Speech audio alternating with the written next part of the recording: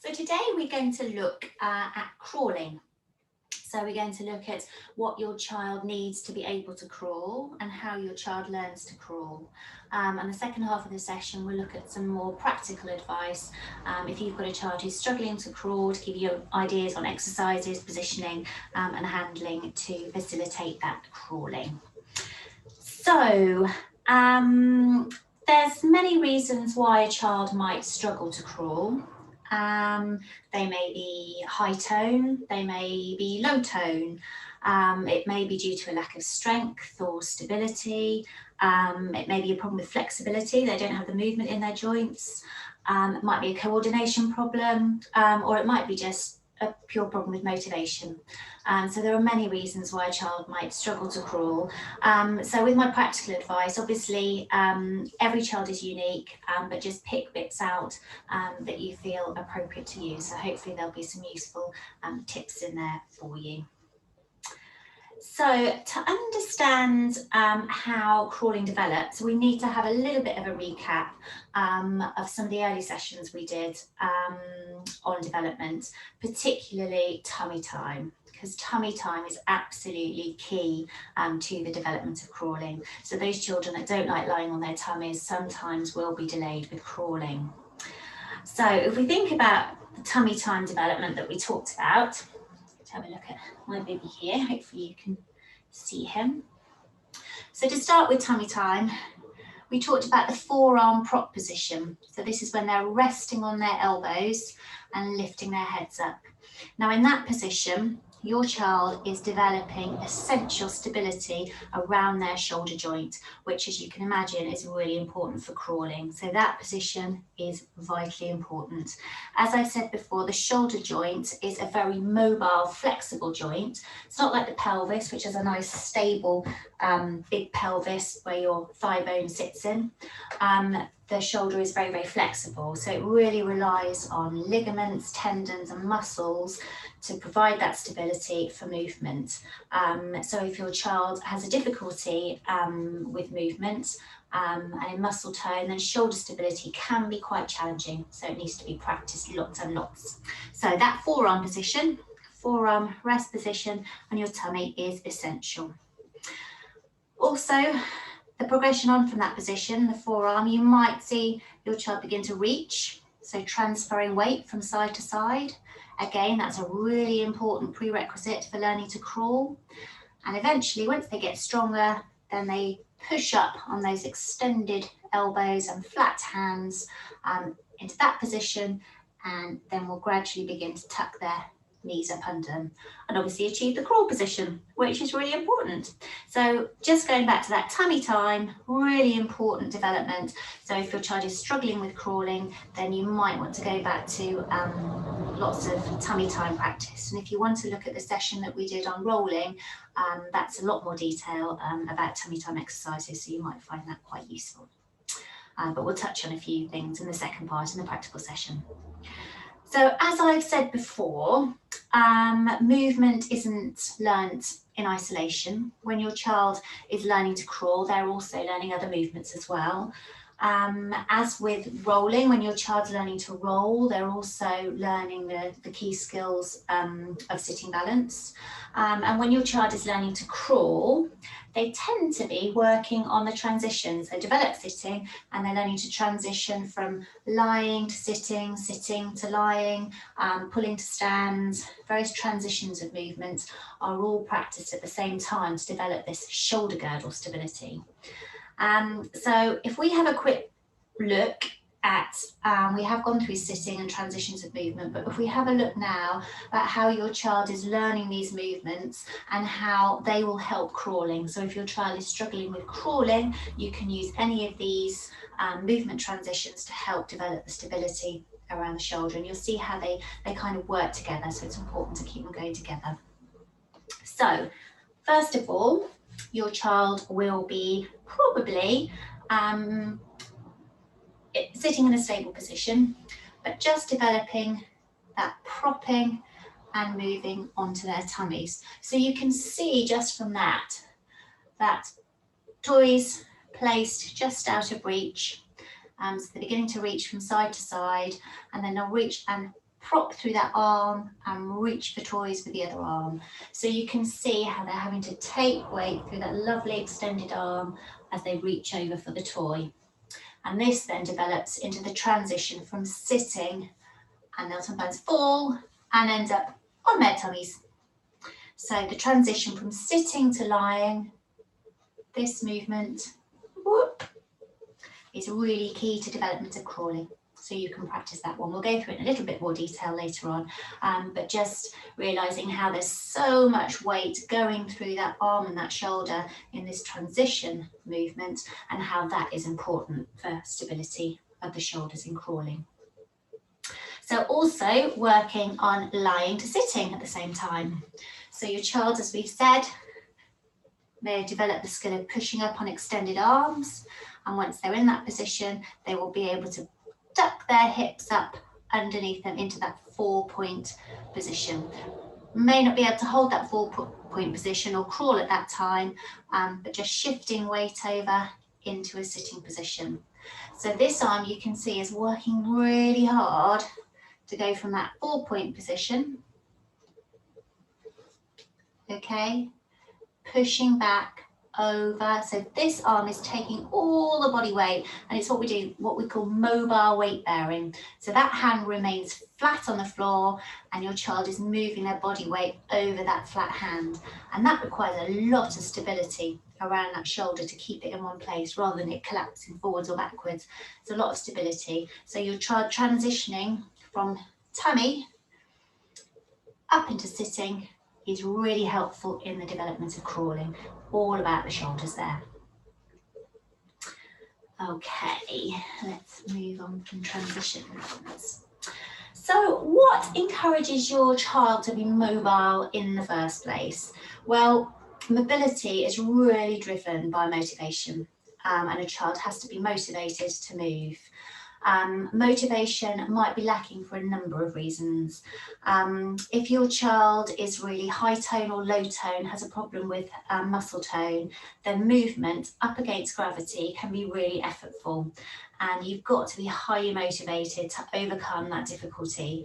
And that's why physio handling by parents is really key to support them in the development of this movement, so it becomes easier and more motivating to move. So if it's difficult, so low tone children coming up against gravity, they're much more comfortable flat against gravity, flat on the floor, so need a lot of motivation to build up that strength to actually come up against gravity. So that is a big key feature of motivation. Also, mobility is often motivated by something visual. So a child might see a toy that they want, something they're really interested in, maybe a mobile phone, and they are really motivated to move towards that toy. Obviously, if your child has a visual impairment of any sort, then that's going to be a challenge, and you'll need to find other motivators, which I'm sure you will have done anyway if you're working with a child with a visual impairment.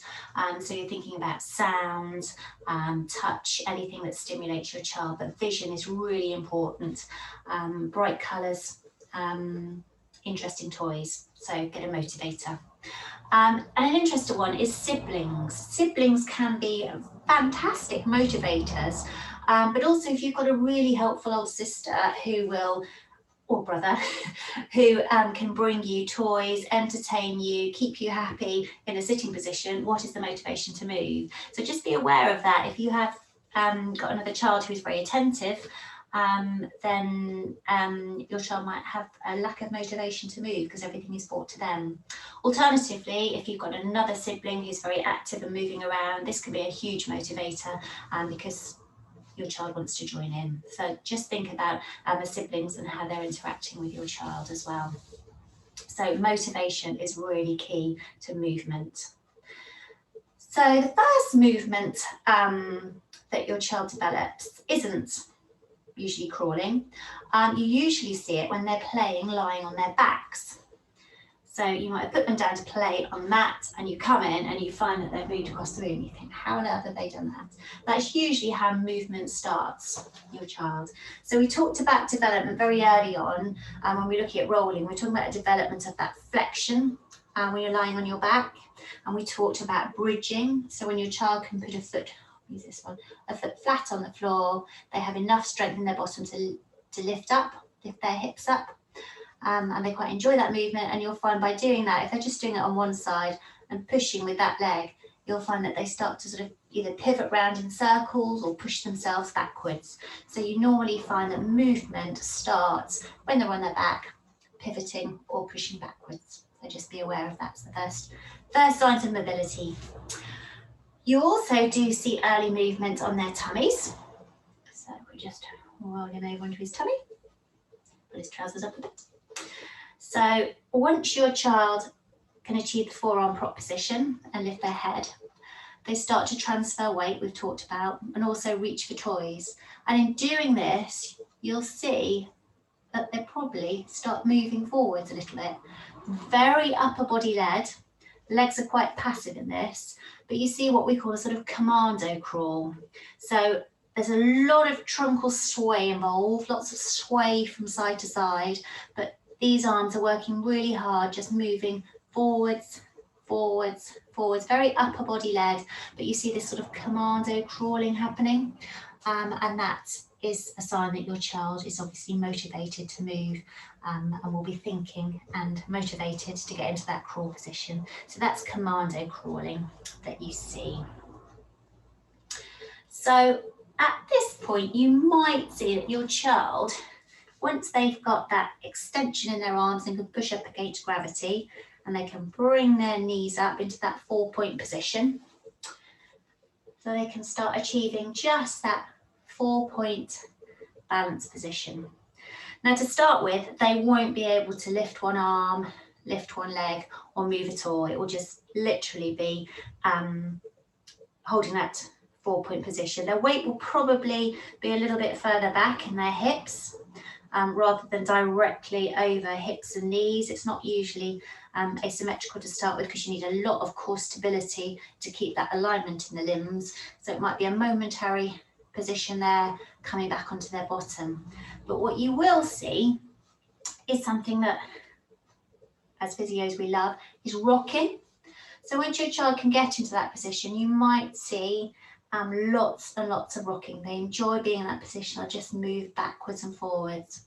And what's happening there is a really important stage, and there's lots of sensory information that they're digesting from being in that position.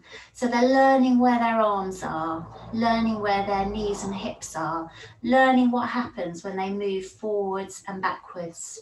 So we talk about proprioception, awareness of the body parts, lots of weight bearing going through arms and legs.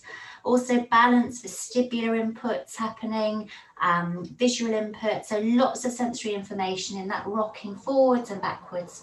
A great position, and a normally developing child will spend a long time rocking in this position, working everything out before crawling, because crawling using one hand, one leg is a really quite complicated activity. So lots of time in rocking is really useful.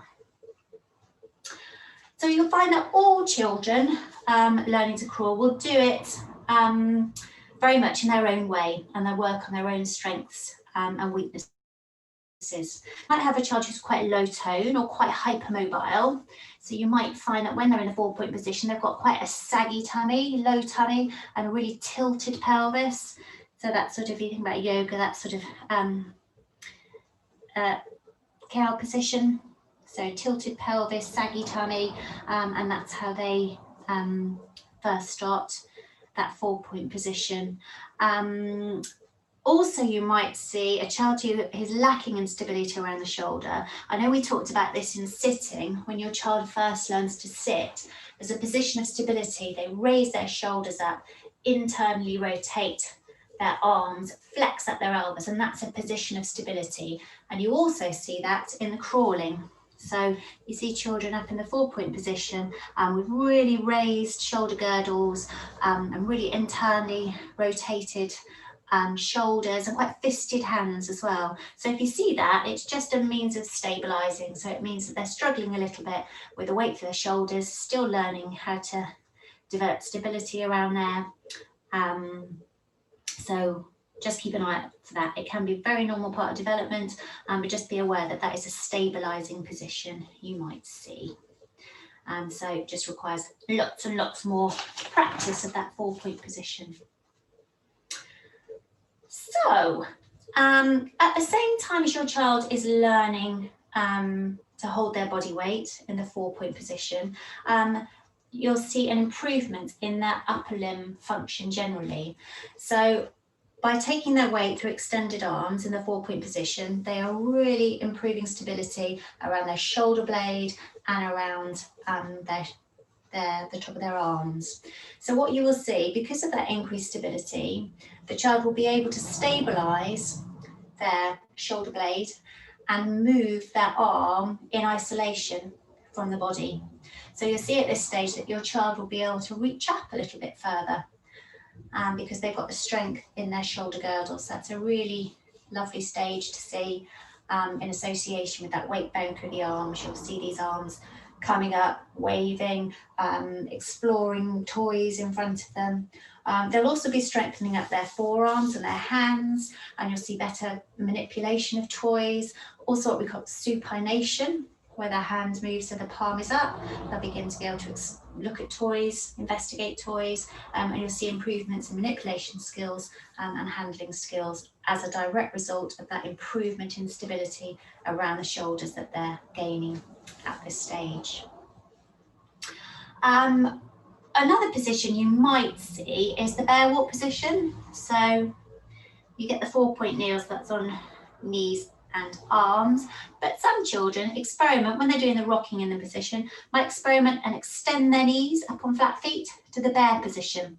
This is very normal, and it's just a child experimenting in that 4-point position and working out what happens when they bend and straighten their legs. So bear walking again is quite a normal part of the crawling development.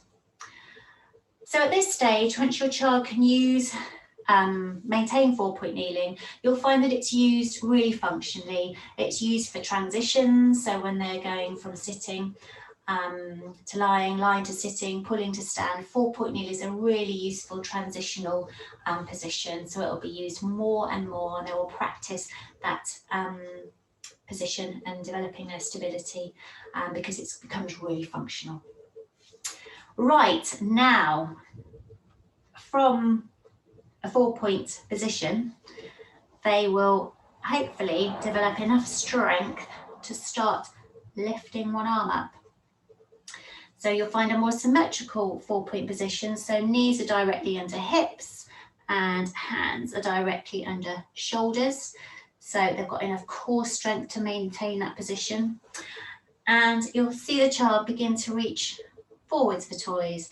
Now this is a really important part of the development as well, in that when the child reaches up, to start with, they'll just collapse down. But what they will soon work out is when you lift one limb up, you need to accommodate and give yourself a bigger base. So you'll see that they'll move one leg apart. And if one leg is further out and you've got a bigger base of support between the arm and 2 legs, you can then reach out further, so they can reach out to the side, reach out in front of them. So it's just that accommodation, reaching, making yourself a bigger base. And you can see by doing this, this is the start of crawling, because they're moving their limbs independently. To start with, crawling will be really quite robotic and stiff, and their arms and their trunk will move together. And this is what we call a lack of dissociation. So they can't dissociate their limbs from their trunk. It's all working together as one big fixed unit. But as they practice this reaching, counterbalancing, then you'll see that there is a dissociation of the limbs from the body, and you can start to see a nice fluid crawling action. So what you really want to look for is that diagonal reach. So when one arm is reaching up for something, the child will realign their centre of gravity by moving this foot backwards and maybe out to the side a little bit, that diagonal reach, and that is a sure sign that your child is probably ready to crawl, because they've worked out how to alter their their stability and centre of gravity when one limb is lifted. Okay, so that's when you will see a nice crawling pattern emerging. Okay, so that is kind of a whistle-stop tour of what your child needs to be able to crawl and how they learn to crawl. So if there's any questions on the theory side of things before we look at the practical, just let me know.